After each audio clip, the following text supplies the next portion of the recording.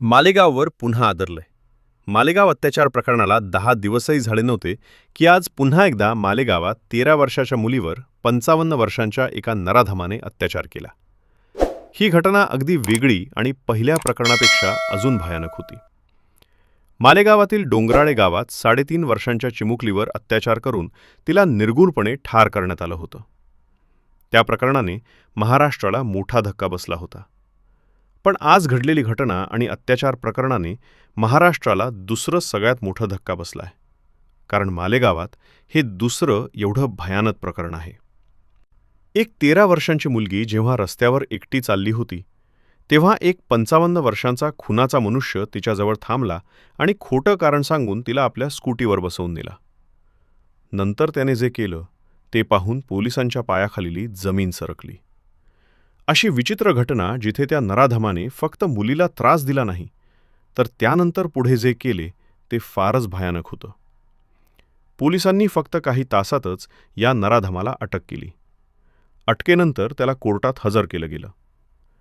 महालेगावात आधी पण एका प्रकरणामुळे लोकांचा राग खूपच वाढला होता आणि अखेर हा राग लक्षात घेऊन कोर्टाने असा जबरदस्त निर्णय दिला की तो नराधम ऐकूनच जमिनीवर लोळून दया मागायला लागला. कोर्टाने अशी शिक्षा ठोठावली की यापुढे कोणीही असं कृत्य करण्याचं धाडस करूच नये, विचारही करू नये. मग या प्रकरणात काय कठोर शिक्षा देण्यात आली? या प्रकरणात काय विचित्र कृत्य करण्यात आली की ज्यामुळे पाहून संपूर्ण महाराष्ट्राला मोठा धक्का बसला? या नराधमाची पार्श्वभूमी तपासली तेव्हा जे काही समोर आलं ते अगदी भयानक होतं. तपासात मुलीचीही माहिती घेतली तेव्हा जे सत्य समोर आलं ते खूपच भयानक होतं. मग कसं ही घटना घडली? कोर्टाने काय कठोर शिक्षा दिली ते पाहूया. मालेगावमधल्या दुसऱ्या अत्याचार प्रकरणाचा सविस्तर रिपोर्ट. मालेगाव हे एक जुने शहर, शांत आणि सुखी जीवनासाठी ओळखलं जातं. पण गेल्या काही दिवसांपासून या मालेगाववर एका काळोख्या सावलीने वावरायला सुरुवात केली होती. काही दिवसांपूर्वी एका 3.5 वर्षाच्या लहान मुलीबरोबर घडलेल्या राक्षस कृत्यामुळे येथील लोकांचा संताप अजूनही शांत झालेला नाही. प्रत्येक चौकात, प्रत्येक रस्त्यावर लोक न्यायासाठी जोरदार आवाज उठवत होते. एक मोठा जनसंपात रस्त्यावर पसरला होता. घरातल्या मुली सुरक्षित नाहीत, बाहेर पाठवायचं की नाही असं आईवडिलांना सतावत होतं.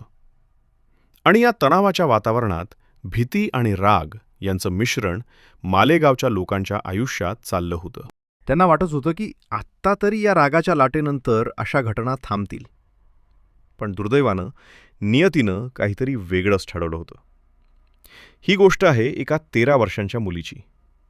मालेगावच्या गल्लीबोळातल्या एका छोट्या घरात ती राहत होती. पण तिची कहाणी थोडी वेगळी होती. ही मुलगी जिनं वय फक्त 13 होतं, ती जगातली क्रूरता, कपट, धोका याचा तिला काहीच कळत नव्हतं. तिच्यासाठी जग म्हणजे फक्त तिची खेळणी, तिचे आईवडील आणि रस्त्यावर दिसणारे रंगीबेरंगी पक्षी. तिचं मन अगदी 3.5 वर्षाच्या त्या निरागस मुलीसारखंच होतं, ज्याला काही दिवसांपूर्वीच या जगातून हिरवून टाकलं गेलं. वय 13 वर्ष, पण बुद्धी आणि समज अगदी लहान मुलीचीच. तिला काय चांगलं काय वाईट हे काहीच कळत नव्हतं. म्हणून ती अजूनच निरागस आणि अजूनच असुरक्षित होती. तिच्या चेहऱ्यावर नेहमी एक निष्पाप हास्य असायचं, जे पाहून कोणीही तिचा पितृतुल्य आधार व्हावा असं वाटायचं. तो दिवस साधारण दुपारी मालेगावच्या रस्त्यावर होता. नेहमीच्या गडबडीपेक्षा थोडं शांत होतं. रस्त्याच्या दोन्ही बाजूला छोटी मोठी दुकानं होती. रस्त्यावरून वाहनांचं रांगोळं चाललं होतं. ही छोटीशी मुलगी त्या रस्त्यावरून अगदी सहज चालू होती. तिच्या मनात काहीही विचार नव्हते. तिच्या ओठांवर एक हलकंसं गाणं होतं, पण ते ओठांच्या आत दबलेलं होतं. ती हळूहळू चालत होती. थोडीशी थंडीचा वारा येत होता, ज्यामुळे तिचे केस हलत होते. काही केस तिच्या चेहऱ्यावर येत होते आणि ती हातानं ते बाजूला करत होती. ती कधी इथं पाहायची, कधी तिथं. एखाद्या दुकानात लावलेल्या खेळण्यांकडे तिचं लक्ष जात होतं. शेवटी ती एका दुकानासमोर थांबली, जिथे एक वेगळंच काहीतरी होतं. खेळण्याकडे पाहून ती थोडी थांबली, पण तसंच एक स्कूटीचा आवाज आला. एका स्कूटरवर एक मोठा माणूस बसलेला होता, जो तिच्या वडिलांइतका जुना दिसत होता. ती परत खेळण्याकडे पाहायला लागली. तिला कळलं की तोच आवाज त्या स्कूटरचा आहे. त्या आवाजामुळे ती थोडी घाबरली. मग ती रस्त्याच्या कडेला उगवलेल्या झाडावरच्या फुलांकडे पुन्हा नजर टाकू लागली आणि हळूहळू चालू लागली. तिला काहीच कळत नव्हतं की एक स्कूटर तिच्या मागून येत आहे. ती मग आकाशात उडणाऱ्या चिमण्यांकडे पाहू लागली. ती बघतीये, कधीकधी ती विचित्र हवेच्या दिशेनं बघतीये. तिला काही शोधायचं होतं, पण तिला धोक्याची काहीच जाणीव नव्हती. ती निरागस मनानं फक्त आजूबाजूच्या रंगात आणि आवाजात रमली होती. रस्त्यावरची धूळ हळूहळू तिच्या पायाखाली उडत होती आणि हळूहळू स्कूटीचा आवाजही तिला त्रास देऊ लागला होता. पण ती तिच्या मस्तीत पुढे चालू होती. ती एक निरागस मुलगी होती. तिला काय कल्पना की कोणीतरी तिचा पाठलाग करत आहे का. पण शेवटी तो क्षण येणार होता. ती चालत होती.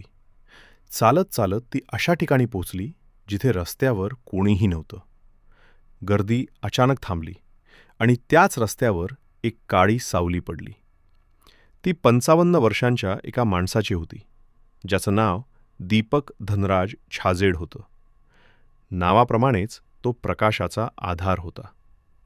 आता चिमुकलीला थोडीशी भीती वाटायला लागली होती. दुपारी वेळ असल्यामुळे थोडी गर्दी कमी झाली होती.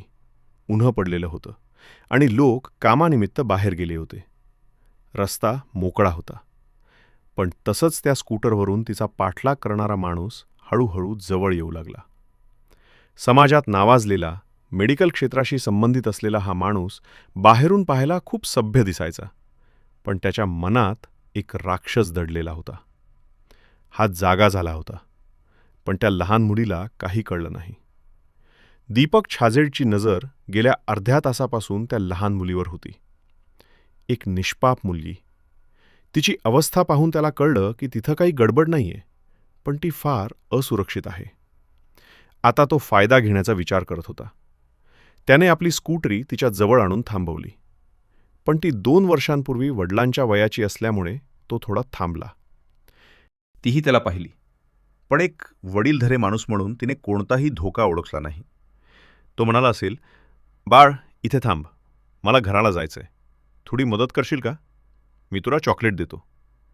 तुझ्या आईनं बोलवलंय, तुझ्या पप्पाने बोलवलंय, असं काहीतरी तो म्हणाला असेल. आणि ती मुलगी मदत, चॉकलेट किंवा आईवडिलांच्या खोट्या आश्वासनावर विश्वास ठेवली. पितृत्वासारख्या व्यक्तीच्या निष्पापपणावर तिने विश्वास ठेवला. नराधमाने फूस घातली आणि पुढच्या क्षणी कुठल्याशा बहाण्याने त्याने त्या लहान मुलीला आपल्या स्कूटरवर बसवलं. आणि मग थरार सुरू झाला. स्कूटर सुरू झाली. रस्त्यावरील सगळं मागे पडू लागलं. दीपक छाजेने कुटी शहराच्या मुख्य रस्त्यावरून दूर एका वेगळ्या वळणावर वळलो तेव्हा रस्ते हळूहळू रिकामे होऊ लागले होते. आजूबाजूला फक्त पडीतल्या वसाळ जागा दिसू लागल्या होत्या. चिमुकलीला कुठेतरी आता वेगळं काहीतरी वाटू लागलं होतं. ही जागा तिच्यासाठी नवीन होती, पण नराधमाच्या स्कूटीवर बसलेल्या त्या निरागस जीवाला बोलता येत नव्हतं किंवा विरोध करण्याची ताकद तिच्यात नव्हती. गाडी एका अगदी निर्जन ठिकाणी थांबली. चारही बाजूला झुडपे आणि भीषण शांतता होती. नराधम स्कूटीवरून उतरला. त्याने त्या मुलीला खाली उतरवलं. तो थरार असा होता की शब्दात सांगणं कठीण आहे. ज्या व्यक्तीवर मुलींनी विश्वास ठेवायचा त्याच्यावर त्या व्यक्तीनं फायदा घेतला. त्या निर्जल तळ्याजवळल्या त्या 55 वर्षांच्या राक्षसानं, जो तिच्या वडिलांच्या वयाचा होता, 13 वर्षांच्या त्या मुलीवर दुर्घटना केली. तो पळून गेला. ती छोटीशी मुलगी कशीबशी घरी पोहोचली. तिची अवस्था पाहून कुटुंबाला मोठा धक्का बसला. पण जेव्हा सत्य बाहेर आलं तेव्हा ते ऐकून त्यांच्या पायाखालची जमीन सरकली. मालेगाव पुन्हा एकदा हादरलं. कुटुंबियांकडे एकही सेकंदही नव्हता. ते ताबडतोब पोलिसांच्या ठाण्याजवळ गेले. त्यांच्या मनात संताप आणि भीती एकत्र होती. पोलिसांनी तातडीनं दीपक धनराज छाजेड यांच्या विरोधात आणि पोस्को कायद्यान्वये कारवाई केली. पोलिसांनी तत्परतेनं अंतर्गत गुन्हा नोंदवला.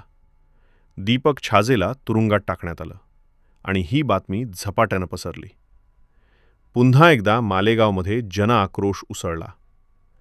अखेर त्याला कोर्टात हजर केलं असता एक धक्कादायक सत्य समोर आलं. हा दीपक छाजेड हा मेडिकल क्षेत्रातील एक मान्यवर होता. समाजात त्याची प्रतिष्ठा होती आणि जी 13 वर्षांची चिमुकली होती ती गतिमंद होती, जिचं वय साधारण 13 वर्षांच्या मुलांमुलींसारखं नव्हतं. ती सामान्य नव्हती आणि या तिच्या असहायतेचा फायदा या नराधमाने घेतला. जेव्हा तो कोर्टात हजर झाला तेव्हा कोर्टाचे प्रश्न ऐकून आणि निर्णय ऐकून तो नराधम अक्षरशः कोसाला दया मागायला लागला. मला वाचवा, मला माफ करा असं म्हणू लागला. कोर्टाने त्याला तातडीने पोलीस कोठडी सुनावली आहे. त्याला 3 दिवस पोलीस कोठडी ठोठावण्यात आली आहे आणि त्यानंतरच कोर्टाचं अंतिम निर्णय होणार आहे. आता संपूर्ण महाराष्ट्रातून एकच मागणी जोरात येत आहे की या नराधमाला कडक शिक्षा द्यावी, जेणेकरून भविष्यात कोणी असं क्रूर वागणूक दाखवू नये.